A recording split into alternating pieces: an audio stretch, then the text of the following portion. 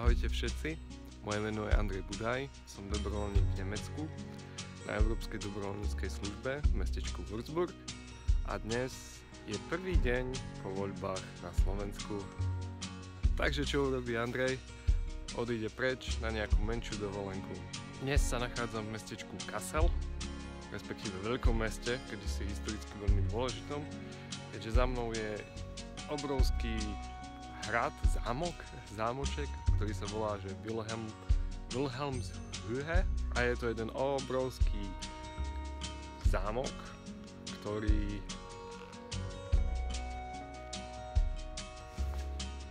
má za ním jeden z UNESCO monumentov, takzvaný Herkules.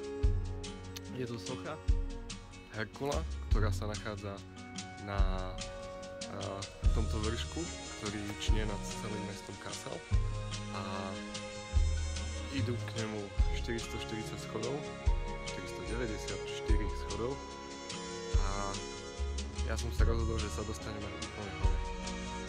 Už teraz som celkom zadýchaný byť v tomto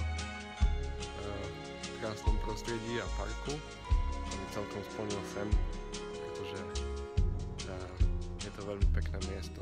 Celý tento park a areál je veľmi tichý, je skoro jar a celkom ma to nutí myslieť na výsledky volieb, ktoré sa stali na Slovensku, keďže sú veľmi úsmevné, aj zarážajúce, aj smutné zároveň, všetko dokopy. Takže majte sa, pozdravujem, všetko dobré na Slovensko, posielam pozdravy, bosky, objatia a facky niektorým ľuďom.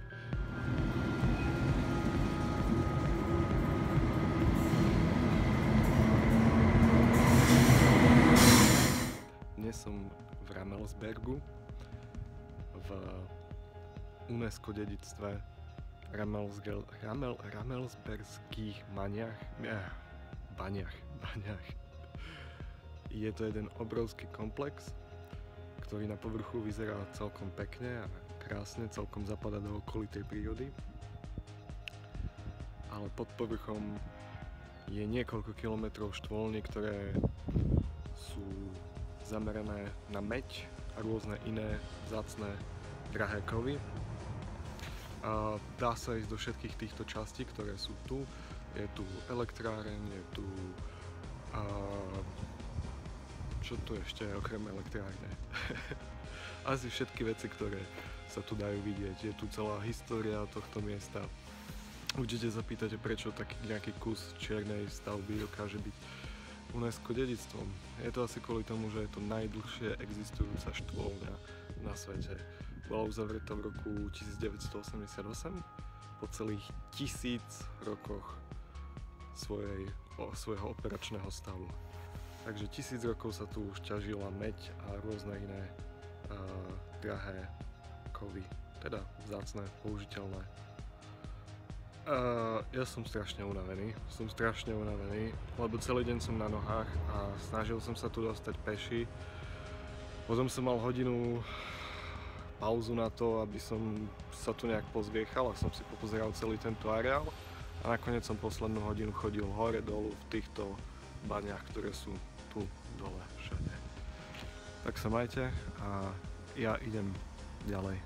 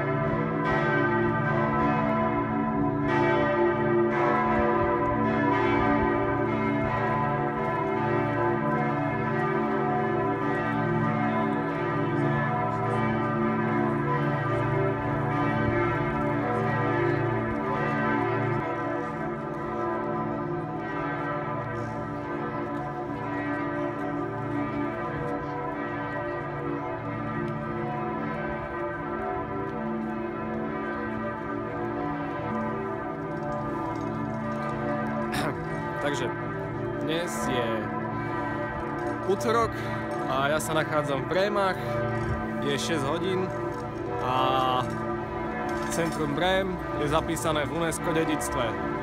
Musím povedať, že je to veľmi, veľmi pekné mesto, avšak má maličko chybu, je tu veľmi veľa grafít, ktoré mu dávajú istým spôsobom určitý spôsob, taký iný nádych.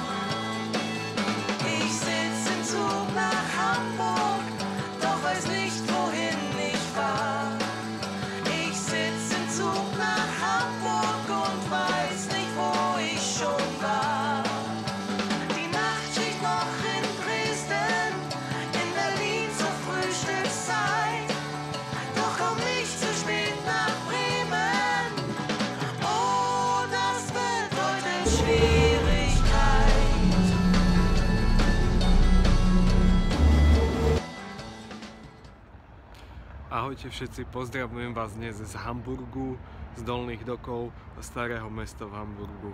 Kedysi tu prebiehal obchod a ja som sa tu dnes dostal len tak čisto náhodou, keď som odbočil zle do nejakej uličky a šubidup, som jedno z najkrajších miest v celom Hamburgu. Jetzt bin ich im Zug nach Hamburg und es ist kein Platz mehr frei. Meiner ist besetzt seit Würzburg und noch bis zur Lorelei. In Köln traf ich ein Mädchen, sie schwor, sie sei aus Bonn. Doch dann stieg sie aus in Düsseldorf und ich machte mich davon.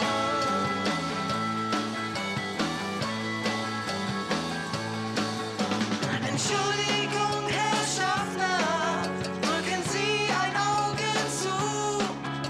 Mir fehlt doch nur eine Mark, die bring ich zurück im Nu.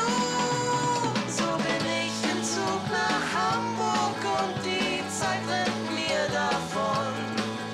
Immer noch im Zug nach Hamburg, doch bei Kassel sind wir schon.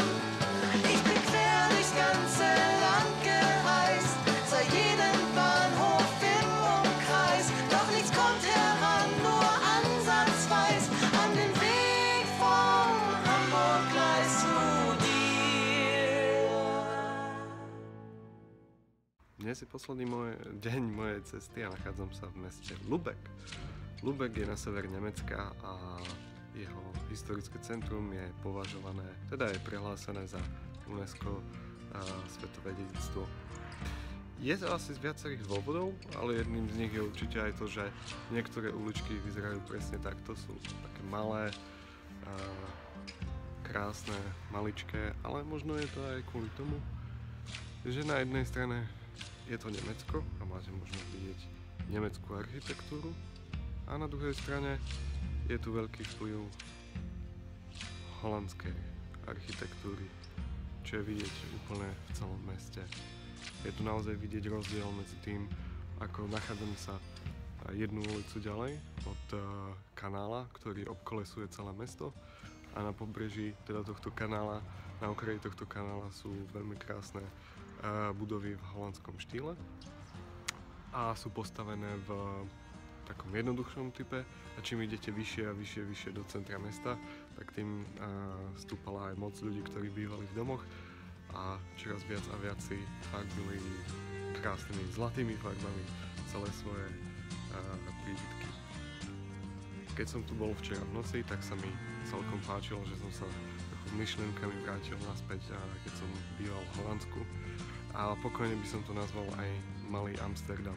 Samozrejme, niektoré budovy sú úplne nové, z betónu a skla a niektoré zase vidieť, že sú spravené typickou nemeckou architektúrou, ale ten vplyv tej holandskej je neuveriteľný. Napríklad také typické veľké okno na čele fasády. Takže určite, ak chcete vidieť jedno nádherné mesto v Nemecku, Lübeck vám odporúčam 10 s 10 hviezdičkami. 10 z 10 hviezdičiek.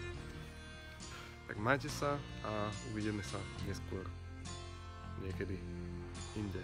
Čau.